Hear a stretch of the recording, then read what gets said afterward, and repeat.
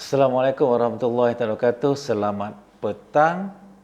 Petang ni saya ingin berkongsi dengan anda satu soalan yang kita anggap kadang-kadang memerangkap. Okey, tak kisahlah sama ada kita interview temuduga untuk mendapat beasiswa ataupun sebarang temuduga. Okey, soalan yang maybe ditanya, kenapa kami patut mengambil anda berbanding dengan calon-calon yang lain. For sure, semua calon sebut layak. Kalau tak layak, anda tidak dipanggil untuk interview. Tetapi apa yang boleh menyebabkan anda terpilih dan kenapa, apa sebab, berikan sebab kenapa kami perlu memilih anda. Tak kisahlah macam mana soalan ditanya, tapi itulah maksudnya. Okey, jadi kalau khusus kepada kajian, khusus kepada soalan untuk calon HLP, hadiah latihan persekutuan, tentu dia merujuk kepada kajian anda, kebolehan anda untuk menghabiskan kajian. Okey, jadi itu dia punya hidden question yang tak ditanya secara direct. Jadi saya mencadangkan anda menjawab soalan berdasarkan minat anda sendiri. Kerana anda perlukan 6 semester untuk fokus kepada kajian anda, untuk perseverance, untuk ketahanan selama 6 semester, untuk fokus kepada apa yang anda lakukan, mempelajari banyak perkara-perkara baru yang maybe anda tidak pernah tahu sebelumnya, maka kekuatan itu perlu bermula dengan minat yang mendalam. Jadi anda boleh mula katakan bahawa okey, saya yakin bahawa beasiswa ni adalah sesuatu yang layak saya terima kerana kajian yang saya lakukan ini sudah pastilah satu kajian yang akan menyumbang kepada kesejahteraan whatever. Okey, berdasarkan kepada polisi negara whatever, itu terserahlah kepada anda punya bidang kajian. IO 4.0, sebutlah apa saja yang sesuai, dan ia adalah sesuatu yang memang daripada minat saya sendiri. Okey, timbul persoalan, bukti kan? Okey, saya katakan ianya minat saya kerana apa? Kerana saya bercadang untuk membina satu model pengajaran yang akan digunakan oleh seluruh guru bahasa Inggeris ke, guru matematik ke, guru sains ke, seluruh negara. Okey, saya sebenarnya telah bermula dengan membina modul, okey, di peringkat kajian tindakan. Setakat ini saya telah menghasilkan 3 kajian tindakan yang telah menghasilkan 3 modul yang berbeza. Jadi saya ingin mengembangkan minat saya ini supaya modul tadi boleh jadikan sebagai satu model dan dapat digunakan oleh seluruh guru kimia ke, fizik ke, matematik ke, bahasa Inggeris ke, seluruh negara. Maka minat ini adalah sesuatu kekuatan yang ada kepada saya yang saya telah buktikan daripada kajian-kajian tindakan saya untuk saya lakukan secara lebih sistematik. Okey, dan itu yang pertama. Yang kedua, saya telah pun bertemu dengan supervisor bakal supervisor saya yang juga membuat kajian dan keperkaraannya dalam bidang sekian-sekian yang berkaitan dengan bidang yang saya ingin lakukan di universiti sekian-sekian-sekian. Okey, itu menunjukkan anda telah pun membuat proaktif action untuk membuktikan ia satu minat bagi anda. Okey, tetapi tidak cukup dengan itu.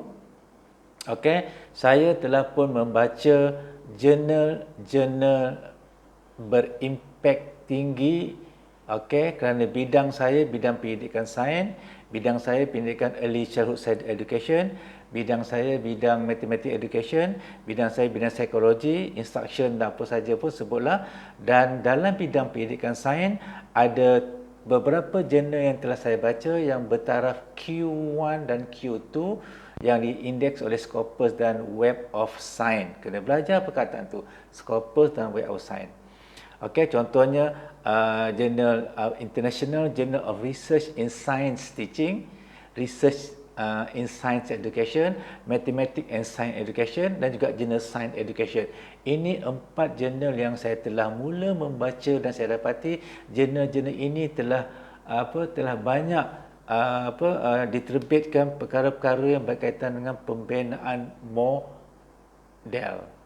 Jadi saya bercadang untuk menjadikan jurnal-jurnal berimpak tinggi ini sebagai jurnal-jurnal rujukan utama saya.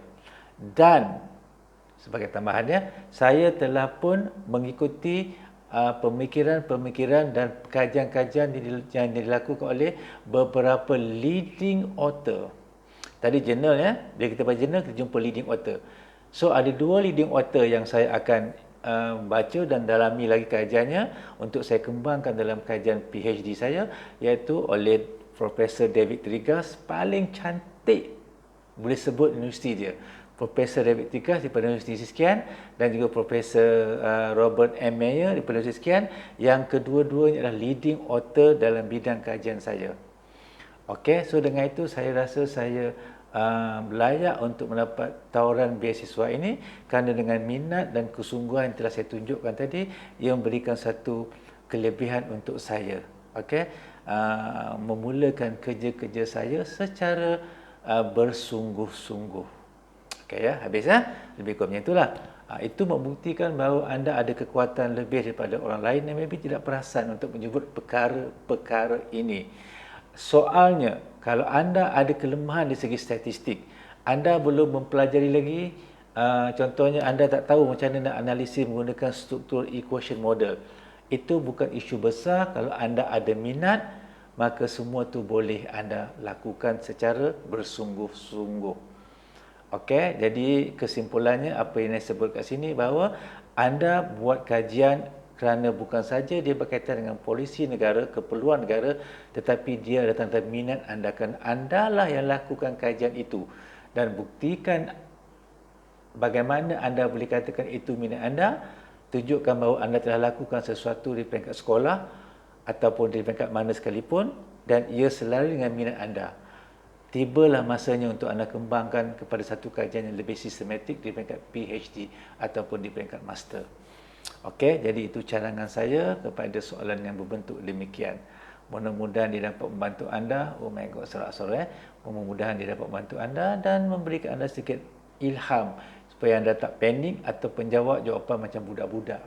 Okey, saya nak kerana saya yakin saya mampu untuk melaksanakannya. Saya percaya saya boleh menjalankan kerja dengan baik. So give a proof.